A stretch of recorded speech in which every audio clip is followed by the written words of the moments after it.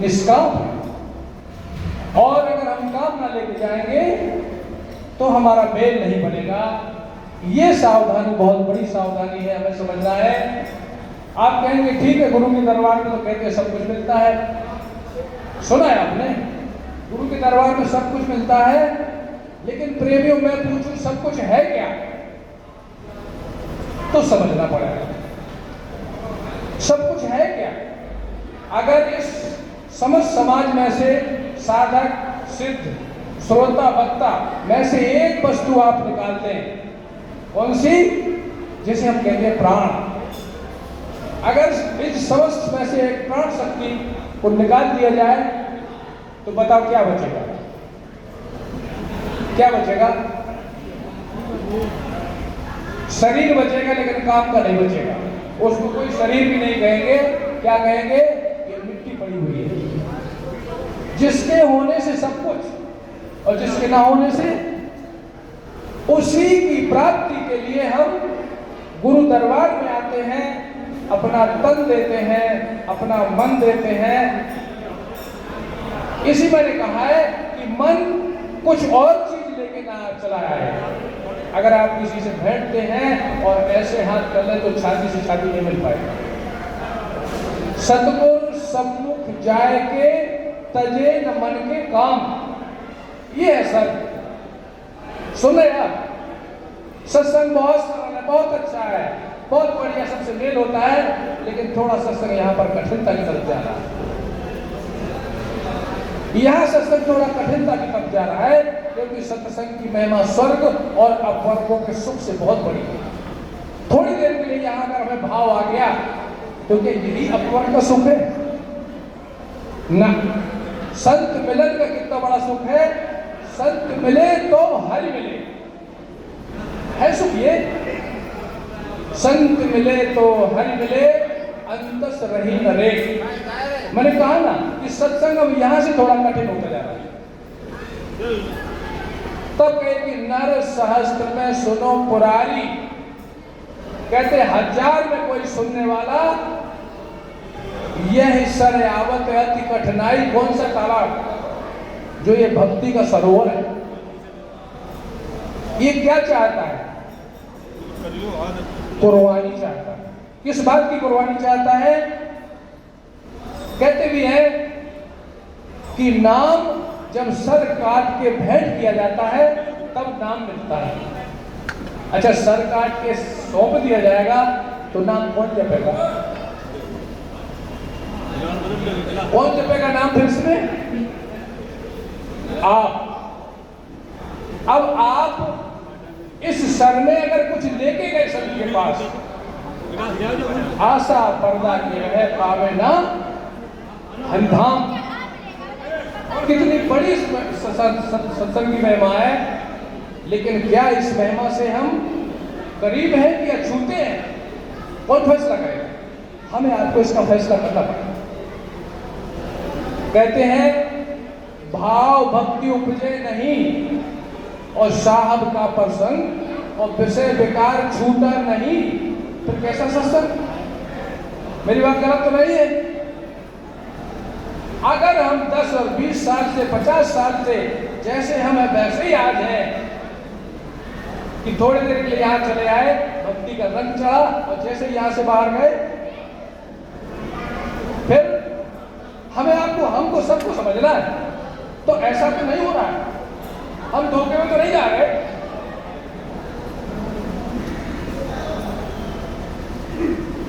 भाव भक्ति उपजा नहीं, साहब का प्रसंग और विषय विकार छूटा नहीं। हमारा कैसे? मेरी बात हो सकता है आपको गलत लगे, थोड़ा सा हटके लगे, लेकिन प्रेमी बंधु, ये वो दरबार है जिन महान पुरुषों ने कुर्बानी दी है।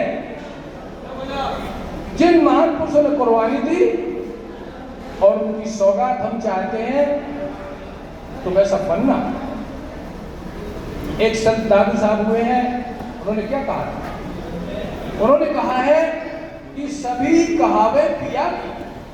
कौन नहीं कहता कि मेरा गुरु मेरे गुरु मेरे गुरु? सभी कहते हैं, हक है सबको। क्या वास्तव में है? हमारा वो कि हम सुनते सुनते से हम भी कहने लगे, सभी कहा पे पिया की और 34 पिया पिया हुए। फिर क्या कहते हैं आगे, अब निवारण क्या हो रहा है, सभी कहा पे पिया की 34 पिया पिया हुए और ना जाने इस झुंड में कौन दुहागे। अब यहां पर निराकरण होने लगा। हम सब कहते गुरु महाराज हमारे हैं, गुरु महाराज हमारे हैं। जगत जोड़ी सरकार स्वामी अच्युतानंद जी कहते थे कि जो तू चाहे मुझको तो छोड़ सकल की आस, और यदि ऐसा तू कर नहीं सकता तो ऐसा हो नहीं सकता। यहां पे सत्संग थोड़ा सा कठिन होती है। खरी कसौटी का, खरी कसौटी नाम की खोटा टिके न कोई, और नाम कसौटी सोच सा है इसको मर्जीवा हो। मर्जीवा कैसे हो, जो मर्जीवा हो चुके, जो हुए आजाद उनका हो गुलाम। तब कहिए कि संत मिले तो हरि मिले। जो ईश्वर के गुलाम संत अगर बैठ जाए संयोग से, तो संत मिले तो हरि मिले वाली साथ है। आई वहीं पे तब कहते हैं, एक संत जी ने और कहा, सभी कहा मैं पिया, सब कहते हैं पिया मेरा है मेरा है, लेकिन सत्य वहां पर एक है, क्या, दूलन प्रियतम जय चाहे। अब ये उसके हक की बात हो गई, हमारे हक की हम उसकी चाह पर निर्भर हो गया। दूलन प्रियतम जय चाहे कहो सुहागन ता, और अपना अपना भागे साझा खाओ। या साझेदारी कुछ नहीं है। कौन से भाव से हमें भक्ति में जाना है, सत्संग में किस भाव से आना है, संतों की सेवा किस भाव से करना है, निर्माण भाव से। कैसे निर्माण भाव से करें हम, जो कुछ किया सो तू किया, कुछ भी किया अगर हमने आज तक, तो हे प्रभु तुमने किया भी वास्तव में, जो कुछ किया सो तू किया, मैंने किया नाय, और मैं अपना क्यों कर कहूं, और तुम्हें ते मुझ। अगर वो ना होता इसमें, वो ना होते तो कुछ हो सकता था। इसलिए हमें कोई भी कहे हमसे कि आप सेवक है, लेकिन हमें भीतर से क्या समझना है कि मैंने तो कुछ नहीं। दूलन प्रियतम जय चाहे कहो स्वागतदार, ये सवाल है इसका। वो क्यों क्या चाहता है, वो चाहता है जैसे मैं हूं वैसे तुम आओ। तो हमारे गोस्वामी जी कहते हैं, और सब संतों ने कहा क्या, सकल कामना हीन जे राम भक्ति रस लीन। राम भक्ति का मतलब गुरु भक्ति से कोई अलग नहीं है। सकल कामना हीन जे राम भक्ति रस लीन। अब टटोले यहां पर हम दरबार में चले तो क्या लेके चले, वहां से लेके चले कि खाली होके चले। तो प्रेमियों, अगर इस दरबार की बहुत बड़ी शाख है, हमारे प्रथम श्रेणी के पहली पातशाही श्री स्वामी अद्वैतानंद जी, उन्होंने क्या कहा था कि रूह, इस शरीर में जो रूह है, आत्मा है, उसका जो जहूर है उसका नाम प्राण है।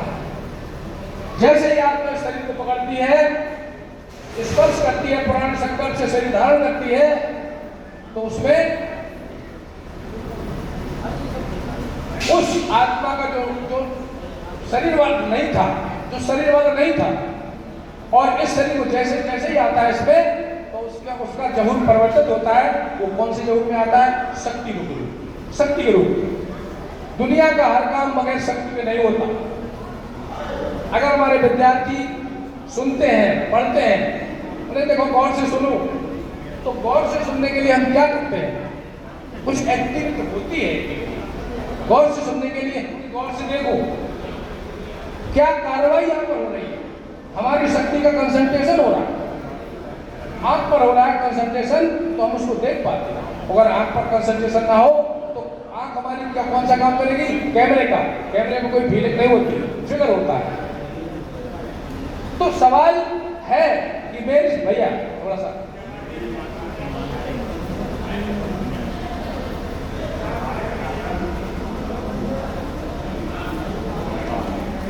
बोलो गुरुदेव भगवान की जय। अब यहां पर आया आपकी शक्ति का प्रयोग, आपकी आत्म शक्ति का प्रयोग। शरीर मिला, कौन सा मिला? देवताओं को दुर्लभ मिला। किसके लिए मिला? भक्ति के लिए। आप कहेंगे परिवार कैसे चलेगा? समझना है, आप परिवार के कामों करते हुए, विद्यार्थी पढ़ते हुए भी, हम काम करते हुए भी कुछ अन्यथा सोच रखते हैं। हम काम करते हुए कुछ अलग सोचते हैं। तो सोचने वाली शक्ति से हमें भक्ति करना है। अगर सोचने वाली शक्ति हमारी बाहर है तो आप कहते हैं दुचित्ता है, इसका चित्त बाहर कहीं चला गया है। आप साधना करने बैठते हैं, आप खुद समझे कि क्या समस्या है ये कि हम साधना के लिए बैठते हैं और जिसको साधना करनी है वो बाहर होता है। जरा थोड़ा सा सुन लेना, मेरी एक बात सुन लेना। क्या कि आप साधना करती हैं, करते हैं भाई बंधु? कितनी देर आप साधना में? और अगर आप बैठे हैं, साधना नहीं, साधना करने वाला गायब है, तो साधना नहीं हो रही। साधना का मतलब, साधना क्या? साधना हमारी शक्ति इस स्थान से इस स्थान से प्रवेश होकर के नीचे चली आई, इसी को तो साधना है। क्यों साधना भाई? यहां से जब वो नीचे के स्थानों में उतरती है तो उसकी शकल नीचे नीचे उतरती चली जाती। इंद्रियों में उतरा, गुणों में उतरा और जाकर के अष्टा प्रकृति के चक्कर में खड़ा होता है। तब कहते हैं यहां से अपने स्थान पर कैसे पहुंचे। जब हम कुछ भूलते हैं तो खोपड़ी हिलाते हैं, खोपड़ी से हिलाते हैं, खोपड़ी ठोकते हैं। कदाचित हमारी भूल हमें मिलती है। हमारी शक्ति का जरा भी कंसंट्रेशन अगर सही दिशा में होता है जिसको हम सोच रहे हैं, तो हमको जरूर उसका लाभ मिलता है। इसलिए प्रेमियों, हमारे श्री महाराज जी पाणी निवासी ने अपने गीता में लिखा है, चतुर्थ गीता में लिखा है कि युक्तेन मनसा वयम। पहली शर्त है कि जुड़े हुए मन से हम, ये समस्या कैसे खत्म है? जुड़े हुए मन से उस प्रकाश रूप देवता का ध्यान करें। युक्तेन मनसा वयम देव सत्तु सवे स्वगर्याय शक्त्या। श्री महाराज जी पाणी निवासी ने इस अथर्ववेद के एक सूत्र को अपनी किताब में लिखा। उन्होंने इसको साक्षी के तौर पेश किया है कि ये जरूरी होगा, तब कुछ चीज आगे बढ़ेगी। मन ही जुड़ा नहीं है तो क्या काम होगा उससे भाई? युक्तेन मनसा वयम देव सत्तु सवे स्वगर्याय शक्त्या। अपनी शक्ति से, अपनी शक्ति के बल से मन को इकट्ठा करके, और इसी सूत्र को क्या कहते हैं गीता में? हे अर्जुन, अपनी प्राण शक्ति को मस्तक में अच्छी प्रकार स्थापन करके फिर निश्चल मन से, केमिस्ट्री है ये। अगर ये काम शक्ति ऊपर के केंद्र में स्थापित होगी तो आपका निश्चल मन होगा होगा होगा। दुनिया के सब काम भाई बहनों शक्ति से होते हैं, और भक्ति भी शक्ति से होती है। हमारे महापुरुषों की सौगात है, हमें उसे याद करना है जहां से मिले। हमारे महाराज जी कहते थे कि संस्था के संस्थापक काम लो आमिल होते हैं, पंथी भटकते हैं। तो ऐसा तो नहीं हम भटकन में खड़े हैं। अगर भटकन में खड़े हैं तो हमें इंकारी है। भटकन क्या है मेरी भाई बहनों? ये चित्त बैठते हैं तो रुकता नहीं है। और एक बात बताएं, मेरी बात सुन ले आप, वो आपकी पीठ में कोई हाथ रख दे तो सुनना डिस्टर्ब बनेगा, सुनने में डिस्टर्ब होगा। क्यों होगा? क्योंकि मेरी शक्ति में स्पंदन बढ़ गया। जो शक्ति स्थिर थी उसमें स्पंदन होगा। ये स्पंदन ही हमारा संकल्प है। तो जब तक हमारी शक्ति कंसंट्रेशन में जाएगी तब तक हमारे चित्त का विकल्प बंद नहीं होगा। ये हमारे महापुरुषों का कहना है। स्वामी पहली पीढ़ी के द्वैतानंद जी महाराज ने कहा था, रूह का मुकाम तृप्ति का स्थान है, और जब रूह, जब प्राण, जब आत्मा इस स्थान पर रुकती है तो शरीर, इंद्रिय और मन से संबंधित काम होते हैं और यही जीव को भासते हैं। कैसे काम होते हैं? शरीर, इंद्रिय, मन से, जब तक यहाँ पर है। इसलिए महाराज का आदेश हुआ, इसलिए इस मुकाम से अपनी शक्ति को चढ़ाओ और चलाओ, चढ़ाओ और चलाओ। एक फिजिक्स में त्वरण है, एक्सीलरेशन, प्रति सेकंड वेग की दर को त्वरण कहते हैं, और भक्ति में उसको क्या कहा है? निरति पग आगे बढ़े। शक्ति को ऊपर बढ़ाने का हमें शक्ति करती, तब यह अद्वैत मत है कि शक्ति के सहारे से शक्ति ऊपर जाएगी। हे अर्जुन, जब ये आत्मा आत्मा की तरफ चलती है। इसलिए प्रेमियों, ये जो महापुरुष हमारे लिए साथी धर्म के चले गए हैं, इनको हम भूल न, हम इसको भूल न जाए। इसके लिए हमें हमेशा अपने ज्ञान के कोष को बढ़ाते रहना चाहिए। हाँ, मेरा एक मिनट का सवाल समय है। प्रेमियों, ये प्रैक्टिकल है, मेरी कोई अपनी बात नहीं है, ये प्रैक्टिकल है।